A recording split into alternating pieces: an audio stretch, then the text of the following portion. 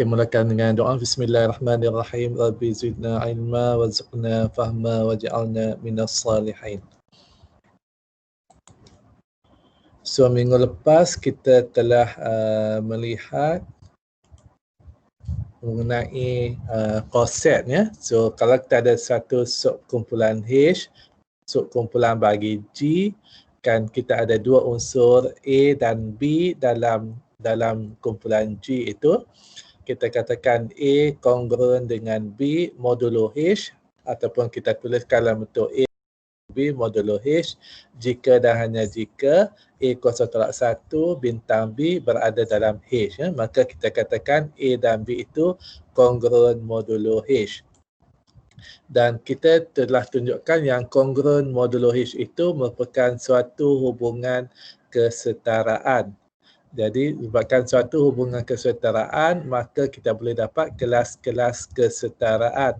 So, kelas-kelas kesetaraan modulo H yang mengandungi unsur A itu kita gunakan dengan simbol A bintang H. Ya. So, semua set A bintang H itu, semua unsur-unsur H kita bintangkan dengan A di sebelah kiri.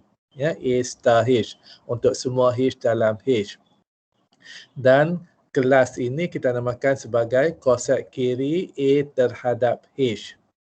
Ada dua sifat yang kita boleh perhatikan. Yang pertama, unsur A itu akan berada di dalam konsep kiri A star H. Ya, dia akan berada dalam situ. Dan yang kedua, jika unsur B berada dalam A star H, maka A kuasa tolak 1 star B mestilah juga berada dalam H. Ya. So, itu dua sifat yang telah kita lihat minggu lepas. Ya. So, hari ini kita akan sambung lagi mengenai konsep kiri ini.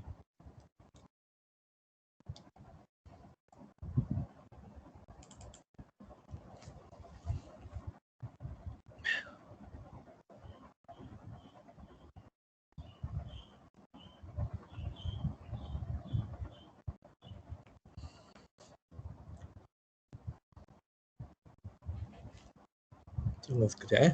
So, minggu lepas kita dah lihat apa itu konsep kiri dan kita berhenti pada teorem Lagrange. Ya. Teorem Lagrange mengatakan bahawa kita lihat teorem Lagrange mengatakan bahawa kalau G kumpulan terhingga dan H adalah subkumpulan bagi G, maka peringkat bagi H membahagi peringkat bagi G. Ya. So, kita recall balik apa itu peringkat. Peringkat adalah bilangan unsur. Ya. Jadi, bilangan unsur dalam H itu membahagi bilangan unsur dalam kumpulan G. Jadi, bagaimanakah kita nak buktikan teorem Lagrange ini? So, kita perhatikan konsep-konsep kiri yang memetakkan G itu. Ya. So, kita tahu konsep-konsep kiri itu adalah berbentuk E star H, kemudian A1 star H, A2 star H dan seterusnya. Dan dalam setiap konsep kiri itu ada beberapa unsur-unsur inilah. Unsur-unsur ini adalah unik. Ya. So, ini semua ni bilangan unsur dalam kumpulan G. Ya. Sebab G itu kumpulan terhingga. Okey, jadi kalau kita perhatikan setiap baris ni, katakan baris yang pertama ini kita akan ada sebanyak peringkat H. Lajur dia tu ada sebanyak mana unsur dalam H. Ya? Sebab ini adalah baris yang pertama tu unsur-unsur dalam H. Jadi kita akan ada konsep kiri itu juga bilangan bagi setiap konsep kiri ni dia akan sama. Ya? Sebab bilangan unsur dia. Sebab kita takrifkan A star H itu semua unsur-unsur H kita starkan dengan A sekali. Jadi kita akan dapat bilangan dia samalah. Jadi peringkat bagi setiap konsep kiri itu sama dengan peringkat bagi H.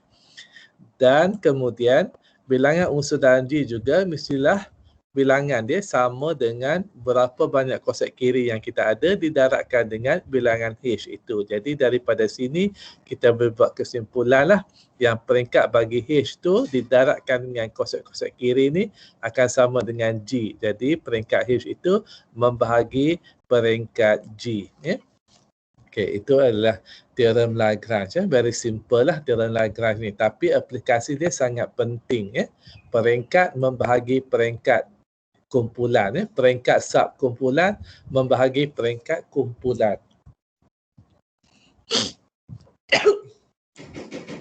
Okey, kita akan lihat tarik seterusnya. Bilangan kosek kiri kita namakan sebagai indeks H dalam G. Ya. So, bila kita ada satu subkumpulan H, kita mengenal pasti semua kosek-kosek kiri. So, jumlah kosek-kosek kiri itu kita namakan sebagai indeks H dalam G. Dan kita akan gunakan simbol inilah, simbol indeks H dalam G ataupun G colon H ni. Okey, dari aplikasi seterusnya, daripada teorem Lagrange, kita boleh buat kesimpulan bahawa peringkat bagi G sama dengan indeks H dalam G didarabkan dengan peringkat H. So, ini bukti itu kita dah lihat daripada tabel teorem Lagrange tadi. Bilangan unsur dalam H didarabkan dengan bilangan kosek kiri sama dengan bilangan unsur dalam G. Yang H membahagi peringkat G itu. So, ini adalah indeks dia lah. So, just application daripada takrif tadi. Yeah? So, kita gunakan teorem Lagrange tadi. Okey, so kita lihat contoh. Katakan kita ada kumpulan G, kumpulan dihedron, operasi gubahan, dan subkumpulan ini adalah subkumpulan dijana oleh R90. So, dihedron adalah simetri segi empat sama dan subkumpulannya adalah putaran 90 darjah. Okey, so kita dah tahu dah daripada contoh 6.9, kumpulan dihedron mempunyai 8 unsur ya. So, 4 unsur putaran dan 4 unsur pembalikan simetri ya. So, ini adalah unsur-unsur D8. Dan apakah itu subkumpulan H? Subkumpulan H adalah segi empat putaran tu kita putarkan 90. So R90 kuasa 2 kita putarkan 2 kali dapat R180. Kemudian R180 kita lakukan sekali lagi putaran R90 dapat R270 dan R270 kita pusingkan sekali lagi kita akan dapat R0 ya. Jadi subkumpulan H adalah subkumpulan yang dijana oleh R90 tu ada sebanyak 4 unsur ya.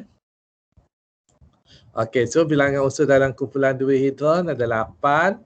Bilangan subkumpulan bagi H ada 4. Jadi apakah kosek kiri yang kita ada? So dari teorem tadi, peringkat bagi G sama dengan peringkat bagi H didarabkan dengan indeks. Jadi akan ada 2 kosek kiri H bagi G. Sebab daripada teorem Lagrange tadi, ya, indeks sama dengan peringkat G membahagi peringkat H. So dapat 2 daripada teorem Lagrange. Jadi kalau kita lihat sifir bagi kumpulan dihedron ni kembali, ya, apakah dia 2 kosek kiri tersebut ya. So kosek kiri yang pertama adalah R0 circle H yang kita dah tunjukkan hari itu, dia ada R0 R90 ya. R90 kumpulan yang dijana oleh R90 tu yang inilah. Ini H dia, jadi R0 circle R0, R0 circle R90, R0 circle R180 dan R0 circle 270. Jadi kita akan dapat yang ini jugalah. Dia akan sama dengan H itu sendiri. H dia akan sama. Manakala, jadi kalau kita dah lihat kat sini, kita juga lihat sifat minggu lepas bahawa A akan berada dalam kosek tersebut. Jadi R90 kosek ni, R90 pun dalam kosek ni. Jadi yang tak ada lagi adalah yang F ni kan. F tu belum ada lagi dalam set yang kita ada. Jadi satu lagi kosek kiri adalah F1 circle H. Ya. So kita dapati F1 circle R90. Kumpulan ni lah maksudnya F1 circle R0. F1 circle R0 dapat F1. Kemudian F1 circle R90. F1 circle R90 dapat F4. F1 circle R180. F2. F1 circle 270, F3. So F4, F2, F3. Dalam nota tu saya rasa tersilap sikit 3 dengan 4 kat situ. So sebenarnya adalah R0, F1 circle R90 dapat F4. So itu F4. F1 circle 180, F2. F1 circle 270, F3. So F4, F3. Tapi kita pun boleh menulis tanpa sebarang tertib. So still okay lah kita as long as unsur dia F1, F2, 3 dan 4 ni. Ya. Kemudian kalau kita lihat contoh yang sama tapi subkumpulan ni adalah subkumpulan K yang dijana oleh F1. So di 8 masih lagi ni. Kemudian F1 pembalikan simetri. Pembalikan simetri F1 kalau kita buat sekali lagi F1 kuasa 2 kita akan dapat yang asal lah, dapat R0. So kumpulan yang dijana oleh F1 tu ada dua unsur saja iaitu R0 dengan F1. Okey, jadi peringkat di 8 ada 8, peringkat subkumpulan dijana oleh F1 ada 2. Jadi daripada teorem Lagrange kita boleh simpulkan bahawa ada sebanyak 4 kosek kiri. Daripada teorem Lagrange lah. So kita akan cuba kenal pasti kosek-kosek kiri tersebut ya. Ada 4 kosek kiri ini. Okey, so ini gambar aja dia. Saya rasa dalam nota pun tersilap coloring ni. Mesti okey ya. Okay, so yang kuning ni mewakili subkumpulan R0 dengan F1 ya. So R0 dengan F1 ni saya warnakan warna kuning ni ya. R0 dengan F1. Ini subkumpulan K itulah. Ada dua unsur je. Jadi kalau kita lihat R0 dengan F1 tu hasil darat kedua-dua tu akan dapat yang warna kuning sajalah. Okay, so apakah kosek kiri yang pertama? Kita R0 seka K ya.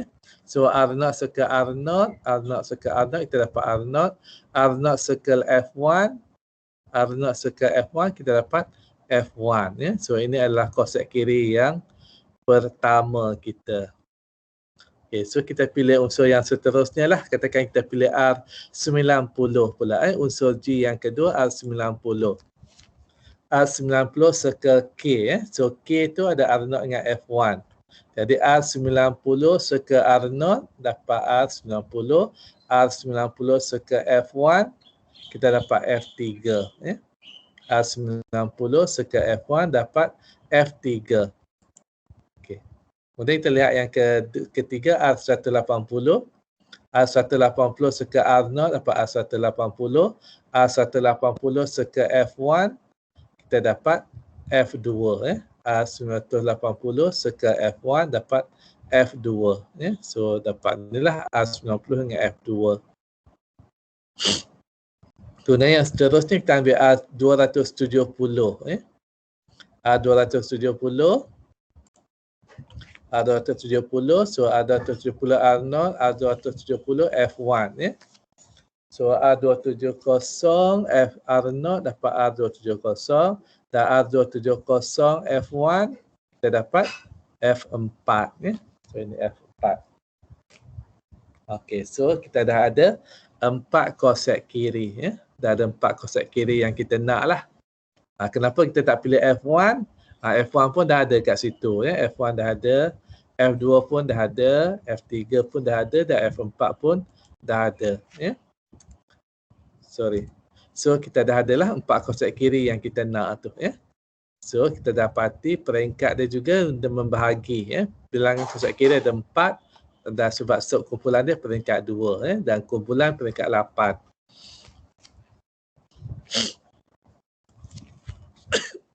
Okey, seterusnya hasil yang kita boleh juga simpulkan daripada teorem Lagrange, peringkat bagi A membahagi peringkat bagi G ya. So rekod balik peringkat bagi kumpulan, bilangan unsur dalam kumpulan. Peringkat bagi unsur adalah N yang terkecil sehinggakan A kuasa N sama dengan identiti. Itu peringkat bagi unsur, peringkat bagi kumpulan, bilangan unsur dalam kumpulan. Okey, kita tahu peringkat bagi A sama dengan peringkat subkumpulan kitaran yang dijana oleh A ya. Sebab kita tahu peringkat A itu peringkat A kuasa 2, A kuasa 3, A kuasa 4 dan seterusnya. Itu adalah subkumpulan yang dijana oleh A sampailah kepada N. A kuasa N sama dengan identiti. Jadi peringkat bagi unsur A itu sama dengan peringkat subkumpulan kitaran. Jadi daripada sebab dia subkumpulan, peringkat subkumpulan membahagi peringkat bagi peringkat kumpulan. Sudah buktikanlah daripada teorem Lagrange. Jadi kita lihat contoh, misalnya kumpulan dua hidron tadi, kumpulan G, peringkat dia 8. Ini dia 8. Peringkat dia 8. Sorry. Ini 8 ya, bukan 4 ya. Baik, peringkat dia adalah 8.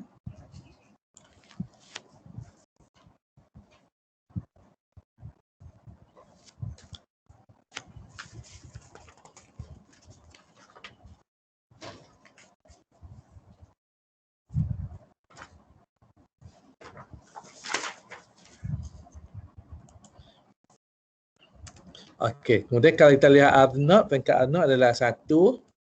Peringkat bagi R90, peringkat bagi R180 ya, subkumpulan yang dijana oleh R180 dan subkumpulan yang dijana oleh 270 adalah 4 ya. Sebab kalau kita lihat daripada tabel tadi, ini sepatutnya adalah subkumpulan lah yang dijana oleh R90 ya.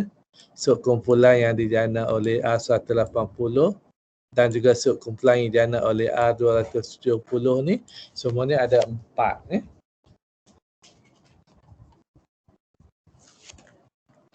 Okey, jadi dia membahagi jugalah ya. Dan manakala subkumpulan yang dijana oleh F1 ya, subkumpulan yang dijana oleh F2 ya, subkumpulan yang dijana oleh F3 dan juga F4 ni ada 2. So semua kes ni kita dapati peringkat bagi subkumpulan membahagi peringkat kumpulan tersebut ya.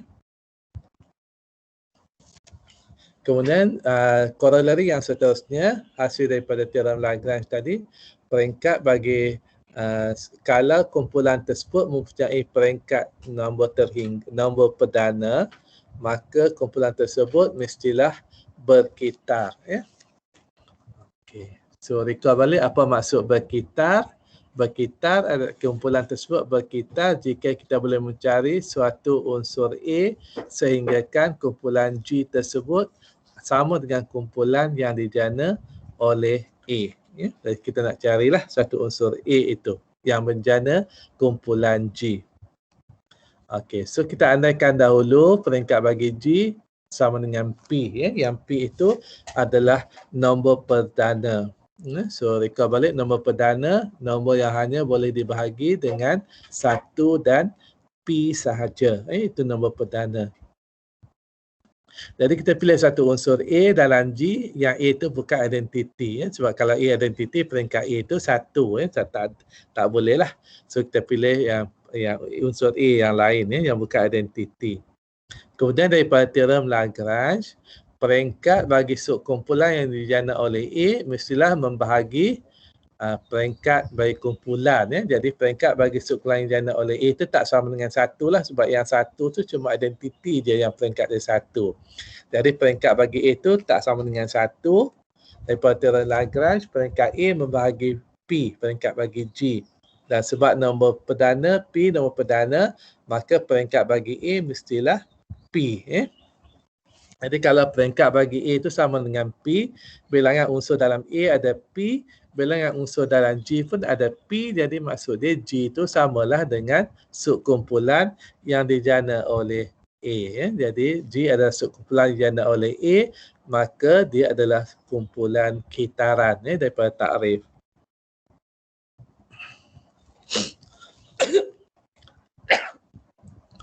Okey, kemudian kita akan lihat konsep kanan.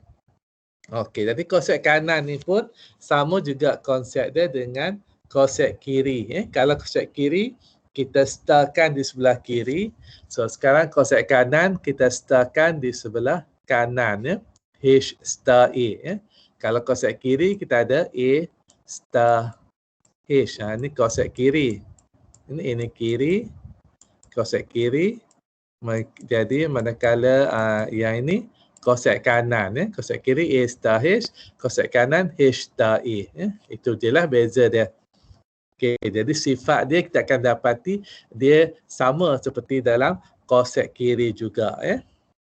Okey, jadi contoh ni kita balik kepada contoh GU20, unit 20 dan H kumpulan yang oleh 9. Jadi U20 tu nombor-nombor yang GCD dengan 20 adalah 1. So ini yang kita telah lihat minggu lepas. Kemudian H dia adalah subkumpulan yang dijana oleh 1 dan 9 ya, sebab 9 kuasa 2 81 dalam U20 dalam Z20 yang 20 adalah 1 So H dia cuma ada 2 unsur, 1 dan 9. Jadi kita carilah semua konsep-konsep kanan ya. So kita pilihlah H3, H cross 7, H cross 9, H cross 11 dan seterusnya ya. Ada H cross 3, maksudnya H cross 1, 1 darab 3, 9 darab 3 ya. So darablah kedua-dua konsep tu dengan kedua-dua unsur dalam set H tu dengan 3 ya. So 1 darab 3, 9 darab 3, 9 darab 3 dapat 27, 27 dalam Z20 adalah 7 ya. So 37. Kemudian H20 darab 7, so 9 darab 7, 63 ya. So dapat 3. So 7 darab 1 dapat 7 lah. So 7 dan 3. Kemudian kita ambil unsur yang seterusnya adalah 9. So kita dapat 9 darab 9, 81 adalah 1 dan 9 darab 1 adalah 9 ya. So kita akan dapat 1 dan 9 ya, 9 dan 1. Kemudian kita ambil unsur yang seterusnya adalah 11 ya. 11 kali 9 adalah 99. So 99 adalah 19 ya dalam U20. Kemudian seterusnya adalah unsur yang seterusnya adalah 17 ya, 13 ya, 13. So that mean 9 darab 13 kita akan dapat dia dengan 17 ya dalam Z20. Okey, so kita boleh teruskanlah ya semua hasil dan itu ya, kita akan dapatkan semua konsep-konsep kanan. Ini semua konsep-konsep kanan dia kita dah cari dan kita juga dapati yang konsep kanan juga merupakan satu hubungan kesetaraan dan dia memetak kumpulan G tersebut ya. So kita dapati H dia sama dengan H cross 9, kemudian yang 73 tu adalah konsep kanan H cross 3 dan H cross 7 ya. 11 dan 19 tu konsep kanan H cross 11 dan H cross 19 dan yang 13 dengan 17 adalah konsep kanan juga yang sama. Okey. So peringkat bagi U20 kita ada berapa ada bilangan unsur peringkat U20? Kita ada 8 unsur. Kita ada 4 konsep kiri ya. Sebab subkumpulan peringkat 2 jadi konsep kiri kita akan dapat 4 ya. Daripada teori Lagrange jugalah, macam ni juga lebih kurang sama. Jadi ada 4 konsep kanan yang memetakkan kumpulan G. Kemudian contoh yang seterusnya kalau kita ambil kumpulan Z dengan 3Z, yang ni pun kita dah lihat konsep kiri minggu lepas. So sekarang kita nak mencari konsep kanan. So kita tahu 3Z tambah 0 sifar adalah semua nombor-nombor gandaan 3 ya, sebab 3Z nombor-nombor gandaan 3 ya. So 3Z tambah sifar, so tetap samalah, tetap sama dengan 3Z dan sama juga dengan 3Z tambah 3, 3Z tambah 6, 3Z tambah negatif 3, 3Z tambah negatif 6 dan seterusnya. So ini konsep kiri yang pertama. Konsep kiri yang kedua, kita ambil yang tambah 1. So semua unsur-unsur 3Z itu tambah 1 di sebelah kanan. Kita akan dapat negatif 5, negatif 2, 1, 4, 7 dan seterusnya. Jadi of course lah konsep kiri kanan ini juga akan sama dengan 3Z tambah 4, 3Z tambah 7, 3Z tambah negatif 2 dan seterusnya ya. 3Z tambah 4, 3Z tambah 7, 3Z tambah negatif 2 dan seterusnya. Akan samalah, akan berada dalam sel ini. Kemudian yang belum ada lagi, kita dah ada 1, dah ada sifar, 3 dan 4 dah. So yang belum adalah 2 ya. So 3Z tambah 2, so kita akan tambah 2 di sebelah kanan. So kita akan dapat 2, 5, 8 dan seterusnya. Jadi ini juga akan sama dengan konsep kanan. 3Z tambah 5 sama dengan 3Z tambah 8 dan seterusnya. Ya. Jadi kalau kita listkan semua integer, so kita dapati baris yang pertama ini adalah unsur-unsur yang berada dalam konsep kiri 3Z tambah sifar. Yang ini adalah 3Z tambah 1. So juga merupakan satu pemetakan. So 3Z tambah sifar, 3Z tambah 1 dan 3Z tambah 2. Dia memetakan integer Z.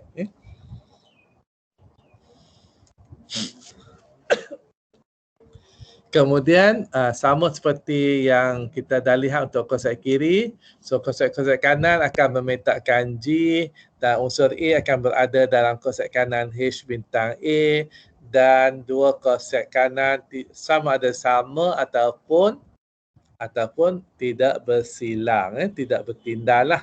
So sama juga seperti konsep kiri. So bukti dia berdasarkan kelas kesetaraan kongruent modulo seperti yang kita dah lihat minggu lepas. So bila kita dah ada konsep kiri dan konsep kanan, adakah konsep kiri itu sama dengan konsep kanan? Sebab result dia hampir sama, tapi konsep kiri ini tidak semestinya sama dengan konsep kanan, tidak semestinya. So nanti kita akan lihat dalam tajuk yang ke-8 bila konsep kiri sama dengan konsep kanan. So secara umumnya konsep kiri tidak sama dengan konsep kanan. Okey, so cuba kita lihat contoh yang seterusnya, kumpulan dewihidron yang H kumpulan yang diana oleh R90. Tadi kita dah lihat untuk yang konsep kiri, kan kita lihat untuk yang konsep kanan. Okey, ni kita ada di 8, ada 8 unsur, H ada 4 unsur R90, R sifar, R90 sampai R270. So peringkat dewihidron 8, bukan 4. Peringkat dewihidron adalah 8 dan peringkat bagi R90 ada 4.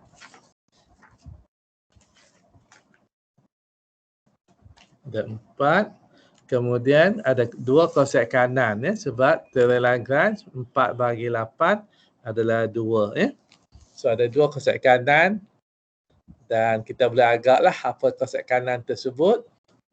So konsep kanan yang pertama terdiri daripada semua unsur-unsur dalam petak kuning ni lah.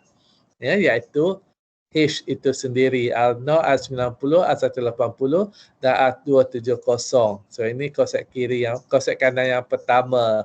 So maksudnya konsep kanan yang kedua mestilah yang selainnya lah. Ada 4 unsur lagi. Okey, jadi konsep kanan adalah H seka R0 yang ada 4 unsur. Manakala konsep yang kedua mestilah yang selainnya lah sebab ada 4 unsur lagi. So 4 unsur tu mestilah F1, F2, F3 dan F4. So R90 seka F1, so dapat F1, R90 seka dengan F1. So semua unsur-unsur dalam R90 sekakan dengan F1. Jadi R0 seka F1 dapat F1, R90 seka F1 dapat F3, R180 seka F1 dapat F2 dan R270 seka F1 dapat F4. So M4 itulah. Ini kita kan kat sini dapat F4. So ini adalah konsep kanan yang kedua. So ada 2 konsep kanan. Okey, kemudian kita lihat contoh yang kedua untuk kumpulan dewihidron tu. Kita ambil yang subkumpulan yang dijana oleh F1. So tadi kita dah lihat subkumpulan ni ada peringkat dia adalah 2. Okey, so kita ada di 8 dan masih ada 8 unsur dia. So ini pun 8.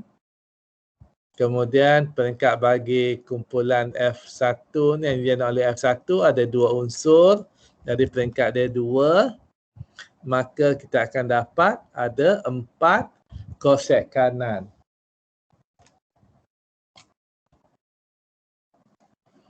Okey, kita ada 4 konsep kanan. So cuba kita cari balik 4 konsep kanan tersebut. Okey. So konsep kanan tersebut sekarang kita nak circlekan dengan R0 dan F1 di sebelah kanan ya.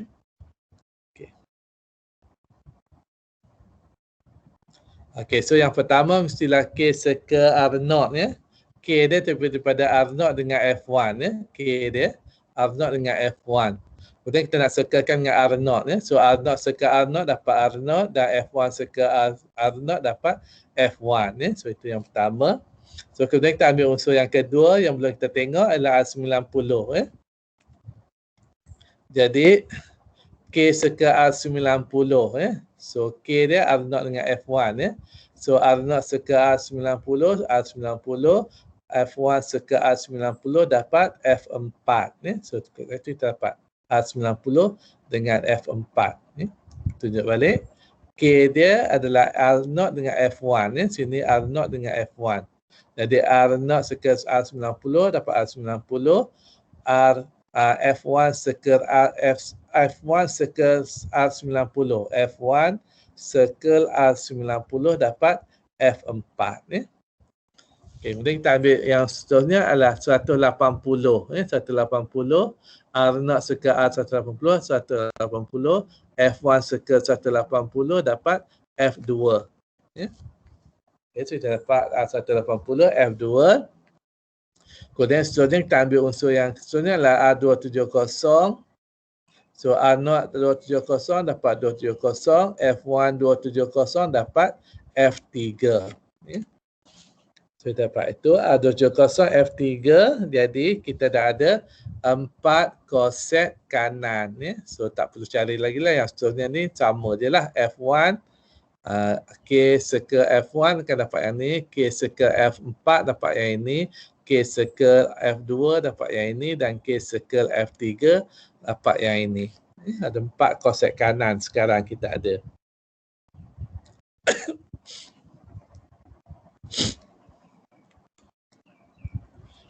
Tapi yang kita boleh perhatikan juga, dalam contoh ni, konsep kanan K circle R90 ni tak sama dengan konsep kiri R90 circle K.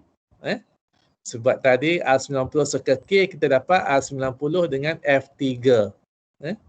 Yang ni dia sama dengan tadi kita lihat ini dia sama dengan R90 dan F3. F3.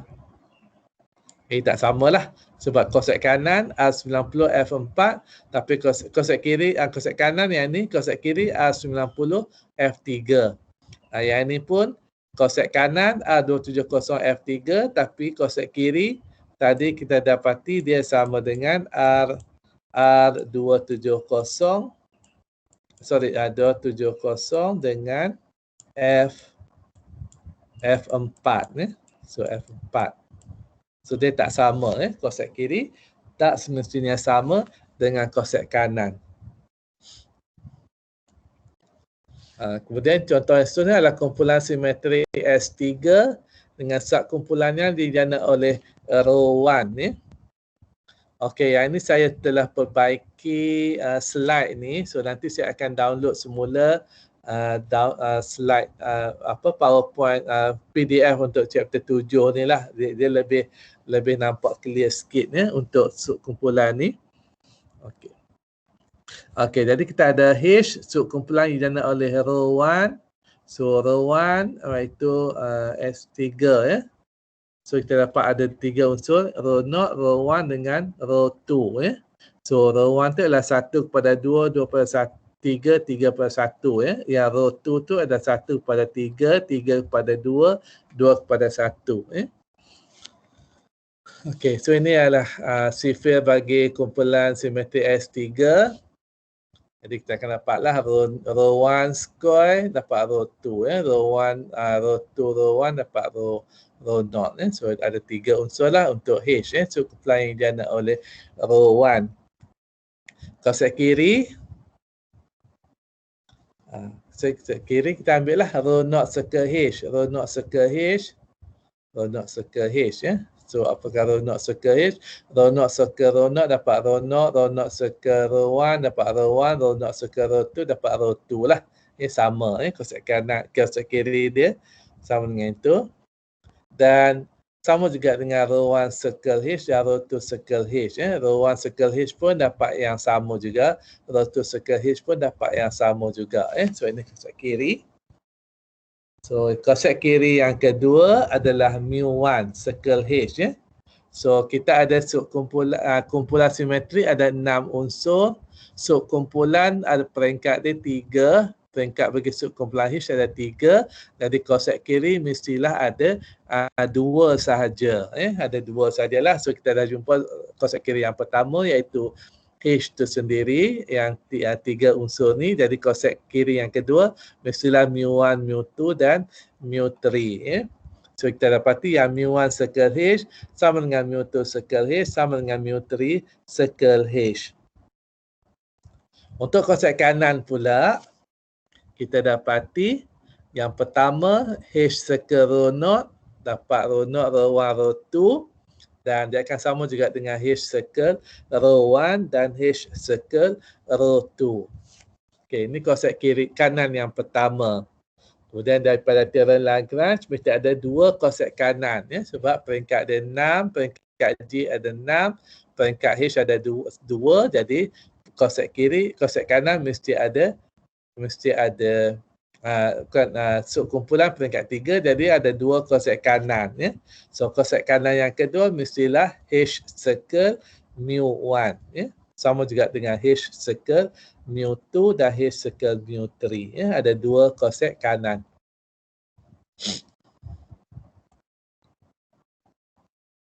So konsep kanan kita dapati dia sama dengan konsep kiri ya.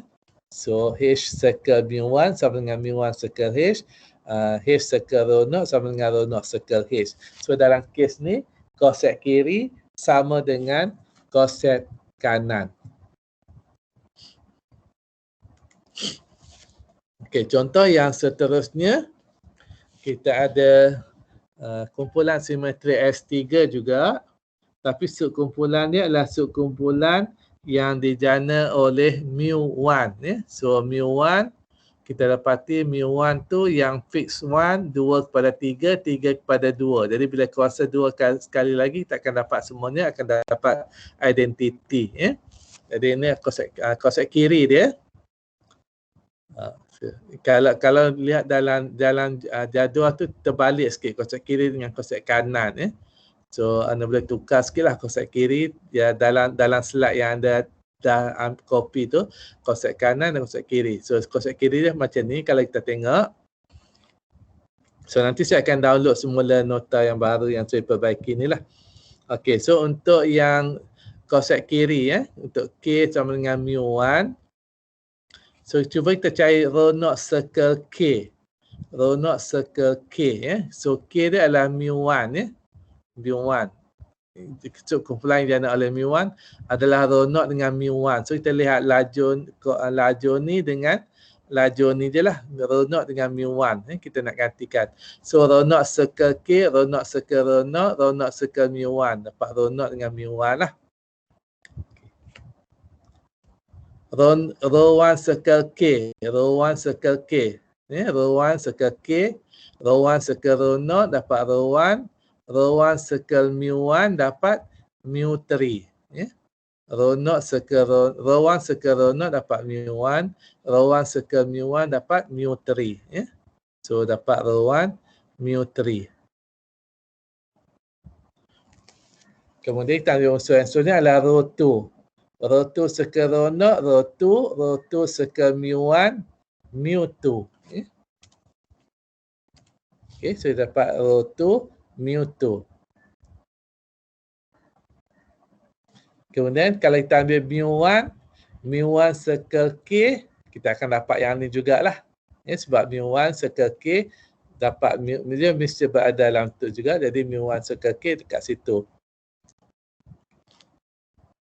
Manakala kalau kita ambil mu2 pula, mu2 ya. So ini adalah mu3 lah sebab mu3 dengan row 1. Jadi mu3 circle K pun mesti sama juga yang ini. Manakala yang satu lagi kalau mu2 dia akan sama dengan yang sini. Ya. So ini kita ada 3 koset kiri. Ya. Sebab subkumpulan peringkat 2, kumpulan peringkat 6, jadi ada koset kiri ada 3. 3 koset kiri inilah iaitu row 0 circle K, row 1 circle K dengan row 2 circle K. Ada 3 koset kiri. So kalau kita lihat koset kanan pula, koset kanan ya. So apakah K circle row 0? K circle row 0 ya. So K dia row 0 dengan mu1 ya. So kita lihat macam inilah. Kita lihat begitu juga. Jadi K circle row 0, so row 0 circle row 0 dapat row 0, mu1 circle row 0 dapat mu1 ya. Kemudian kita ambil yang kedua dengan circle dengan row 1 ya. K circle row 1. So row 0 circle row 1 dapat row 1, mu1 circle row 1 dapat mu2. Ni kat situ. So yang seterusnya K circle row 2. So K circle row 2 dapat mu1 circle mu0 circle row 2 dapat mu2, mu1 circle row 2 dapat mu3 ya. So kita akan dapat row 2 mu3 kat sini ya. mu3.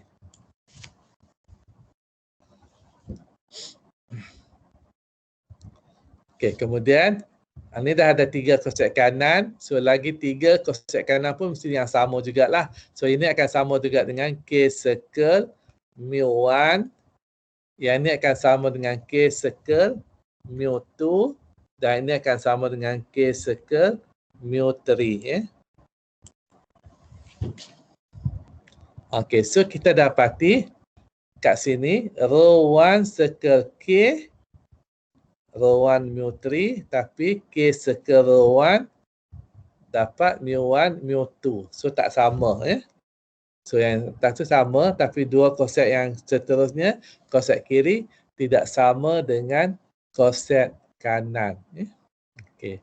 So ni kita dah lihat apa itu koset kiri dan koset kanan, dan seterusnya koset kiri tidak semestinya sama dengan koset kanan. Ada juga beberapa pemerhatian yang kita boleh perhatikan. So yang pertamanya adalah koset kiri sama dengan koset kanan yang sepadan jika G kumpulan abilan. Kita recall balik apa itu kumpulan abilan. Kumpulan yang operasi dia kalis tukar tertib. Jadi kalau kalis tukar tertib, kita darat sebelah kiri ke, darat sebelah kanan ke, buat operasi itu dia akan sama. Jadi koset kiri akan samalah dengan koset kanan. Itu yang pemerhatian dia yang pertama. Okey.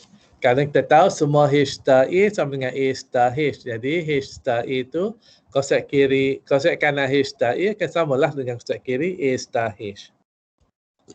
Yang kedua, jika indeks subkumpulan H dalam G adalah 2, maka koset kiri sama dengan koset kanan. Kalau indeks dia 2. So kita dah lihat contoh untuk kumpulan dihedron tadi. Ya. Ada subkumpulan dia ada 2 koset kiri.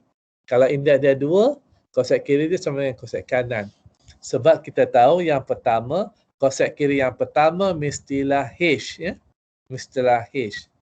Sebab H adalah satu koset kiri. Jadi kalau ada 2, yang satu lagi ialah unsur-unsur yang bukan dalam H. So unsur-unsur bukan dalam H adalah pelengkap dia lah H bar. Koset kanannya pula, okey, untuk koset kanannya juga sama jugalah H star E, satu adalah H dan yang keduanya adalah pelengkap dia. Jadi kita dapati dia ada 2 sajalah. Okey, 2 koset kiri. Jadi 2 kesimpulan yang kita boleh dapat kat sini. Kalau kumpulan abilan, semua koset kiri sama dengan koset kanan. Dan yang kedua, kalau indeks dia 2, maka koset kiri juga sama dengan koset kanan. Okay.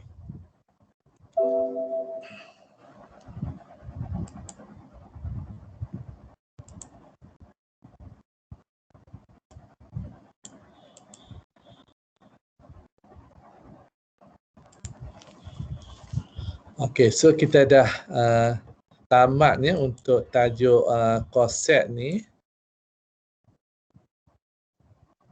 Okey, so ada persoalan tak untuk tajuk konsep ni? So saya akan download balik ya slide power PDF untuk tajuk 7 ni sebab ada beberapa yang saya rasa kurang tepat sikit yang slide yang saya download sebelum ni. Jadi saya akan upload semula lah kejap lagi. So anda tak inilah ya boleh dapatkan baru. Okey, ada persoalan tak untuk tajuk yang ketujuh ni?